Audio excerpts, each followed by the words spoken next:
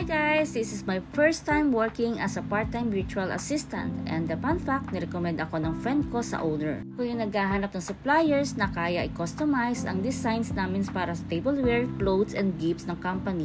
Karamihan ng suppliers namin ay nasa China, kaya nagigising ako ng 5 AM para makipag-communicate sa kanila. Paggabi naman, naglalaan ako ng 1 oras para maghanap ng bagong suppliers. Ang trabaho ko, i-arrange lahat ng details sa suppliers. So at least 3 companies ang kailangan kong hanapin para sa comparison ng mga prices. Siyempre, tinanong ko na kaagad kung magkano yung offer nila sa akin. Ang salary ko ay 1,200 Qatari Riyal per month.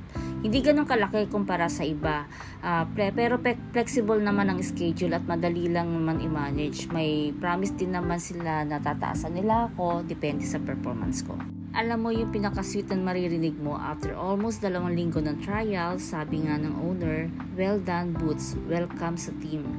Hindi ako confident dati pero naka-realize ko, di mo malalaman hanggat di mo susubukan. So ito na nga, congrats sa akin. Marami na rin akong natutunan at excited akong mag-grow pa, even part-time lang. Actually, yung part-time ko na to, connected naman siya sa trabaho ko ngayon. I mean, sa permanent na trabaho ko ngayon sa company namin. This vlog is not to brag, pero para lang ma-share at maka-inspire tayo ng iba pa. Kaya thank you for watching and support. Until my next vlog, bye!